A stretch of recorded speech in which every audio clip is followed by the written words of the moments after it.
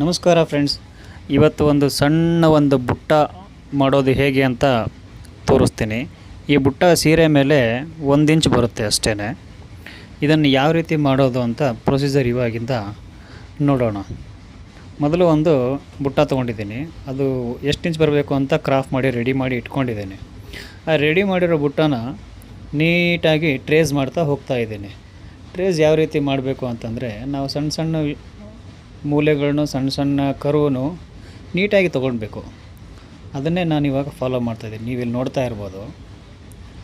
ಬುಟ್ಟ ನೋಡೋಕ್ಕೆ ಸಣ್ಣದಾಗಿರುತ್ತೆ, ಬಟ್ ಎಲ್ಲಿ ಕೊಡಬೇಕು, ಚಿಕ್ಕೆ ಎಲ್ಲಿ ತೆಗಿಬೇಕು ಅನ್ನೋದು ಕನ್ಫ್ಯೂಷನ್ ಜಾಸ್ತಿ ಆಗಿಬಿಡುತ್ತೆ. ಆವಾಗ ನಾವು ಹಾಗೆ ಪ್ರತಿಯೊಂದನ್ನು ಚಿಕ್ಕೆ ಇಡ್ತಾ ಮಾಡ್ತಾ ಡಿಸೈನ್ನ ಆಮೇಲೆ ಡಿಸೈನ್ ಕಂಪ್ಲೀಟ್ ಮಾಡ್ತೀವಿ. ನಾನು ಪ್ರೊಸೀಜರ್ ಅದು ತುಂಬ ಲೆಂತ್ ಇದೆ. ನಿಮಗೆ ಒಂದು ವಿಡಿಯೋನಲ್ಲಿ ಗೊತ್ತಾಗಲಿ ಅಂತ ನಾನು ಫಾಸ್ಟ್ ಮಾಡಿ ತೋರಿಸ್ತಾ ಇದ್ದೀನಿ. ಯಾಕಂದರೆ ಪೂರ್ತಿ ಲೆಂತ್ ವಿಡಿಯೋ ನೋಡೋದು ನಿಮಗೆ ಬೇಜಾರು ಅನಿಸುತ್ತೆ.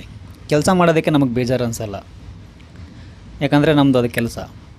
ನೋಡಿ, ಈ ರೀತಿ ಪೂರ್ತಿಯಾಗಿ ಅದನ್ನು ಟ್ರೇಸ್ ಔಟ್ ಮಾಡಿ ಆದಮೇಲೆ ಅದನ್ನು ನೀಟಾಗಿ ಎಡಿಟ್ ಮಾಡ್ಕೊಳ್ತೀವಿ.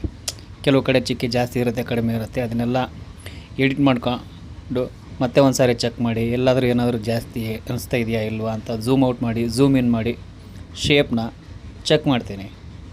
ಅದಾದಮೇಲೆ ನನಗೆ ಸರಿ ಅನಿಸಿದ್ರೆ ಆ ಡಿಸೈನ್ನ ಒಂದು ಸಾರಿ ಫ್ಲಡ್ ಫಿಲ್ ಹಾಕಿ ನೋಡಾದಮೇಲೆ ಮುಗೀತು ಡಿಸೈನು.